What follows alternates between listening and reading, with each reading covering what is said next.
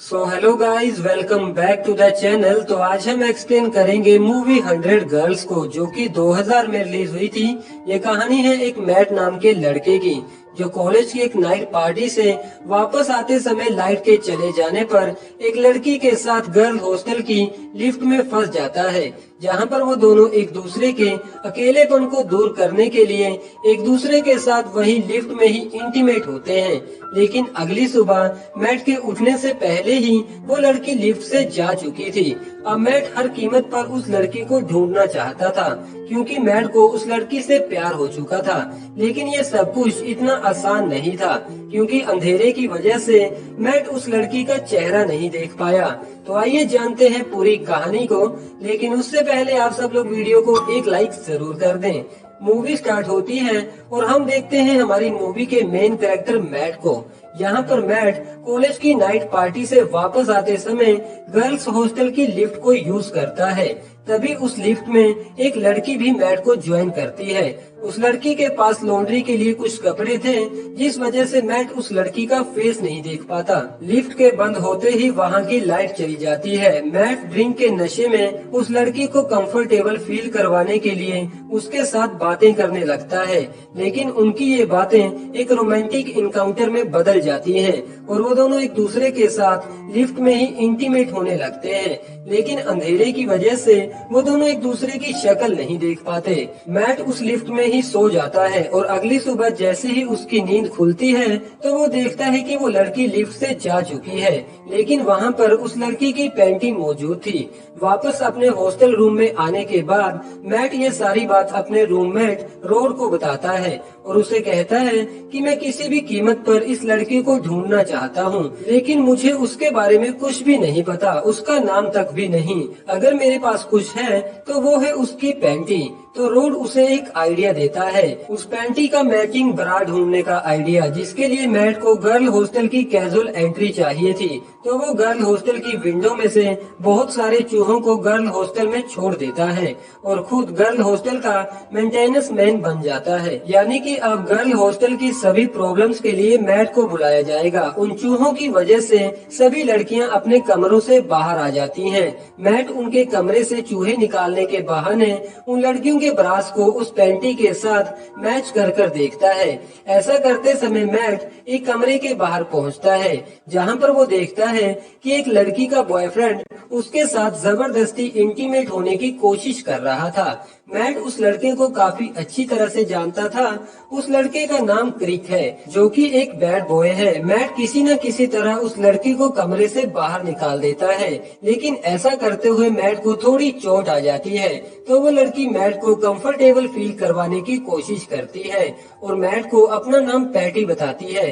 वो लड़की मैट के करीब आने की कोशिश तो करती है, लेकिन मैट वहाँ से चला जाता है, क्योंकि वो तो बस अपनी ड्रीम गर्ल को ढूंढ रहा था। अब मैट हर रोज गर्ल हॉस्टल के अंदर जाने के लिए हॉस्टल की किसी न किसी चीज को खुद ही खराब कर दिया करता था, ताकि वो हर लड़की के रूम में जाकर उस पैंटी का मैचिंग ब्रा ढूंढ सके। उस हॉस्टल की सबसे खूबसूरत लड़की थी सिंथिया, जो अपनी खूबसूरती की मदद से लड़कों को अपना दीवाना बनाकर उनसे नौकरों की तरह काम करवाती थी।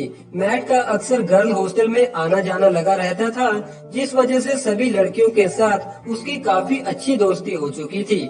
यहाँ पर एक अर्ली नाम की लड़की भी है, जो मैट को फोर्सबॉल गेम के लिए चैलेंज करती है, जिसमें हारने वाले को अपने सभी कपड़े उतारने होंगे और मैट ये गेम हार जाता है। मैट अब हॉस्टल की काफी सारी लड़कियों के नाम और उनकी हैबिट्स को पूरी तरह से जान चुका था, जिनके बारे में वो रोड को भी बताता है। अगले दिन मैट एक डोरा नाम की लड़की से मिलता है, जो पढ़ाई में काफी इंटेलिजेंट है, लेकिन उसके अगली फेस की वजह से कोई भी उसके करीब नहीं आना चाहता था। अगली सुबह मैट गर्ल हॉस्टल में एक लड़की के बाथरूम में चला जाता है, लेकिन तभी वो लड़की कमरे के अंदर आ जाती है, जिसे देखकर मैट बाथरूम में ही पर्दों के पीछे छिप जाता है।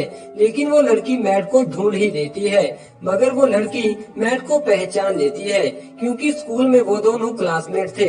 उस लड़की का नाम विंडी है, जिसके बाद मैट अपनी सारी प्रॉब्लम विंडी को बता देता है। अब उस लड़की को ढूंढने के लिए विंडी भी मैट की मदद करती है। इतना सब कुछ होने के बाद भी मैट उस लड़की को ढूंढ नहीं पा रहा था, तो वो स्कूल के न्यूज़पेपर में एक ऐड देता है कि वो हर सैटरडे नाइट गर्ल हॉस्टल की बेसमेंट में अपनी ड्रीम गर्ल का वेट करता है, जो कि उसे लिफ्ट में मिली थी।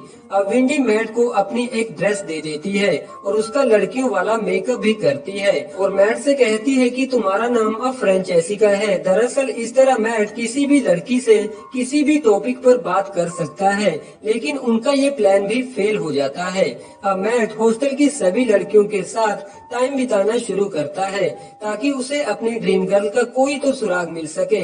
उन गर्ल के साथ इतना कंफर्टेबल होने के बाद मैट अर्लिन को फुटबॉल के मैच में हरा देता है, लेकिन अर्लिन मैट से कहती है कि तुमने मेरे साथ चीटिंग की है और वहां से चली जाती है।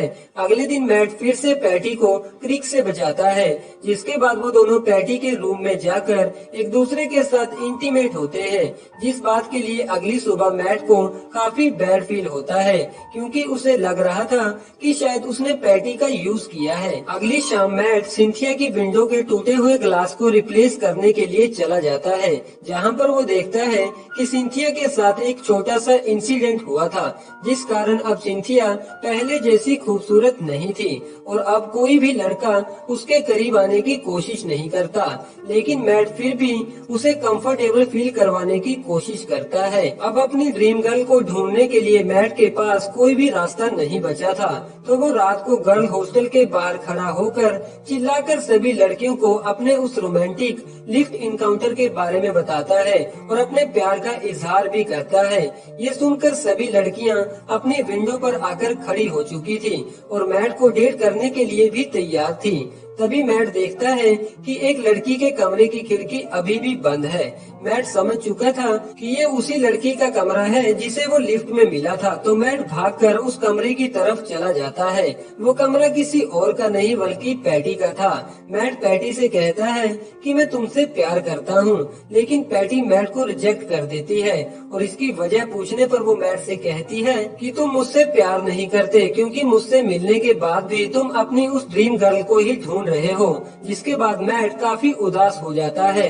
अब रात को विंडी मैट को बताती है कि मैं एक लिस्बन गर्ल हूँ, जिसे लेकर मैट विंडी की अर्लिन के साथ दोस्ती करवा देता है और वो फाइनली रोड और डोरा का मीटअप भी करवा देता है और एक आखिरी बार पैटी से मिलने उसके कमरे में चला जाता है।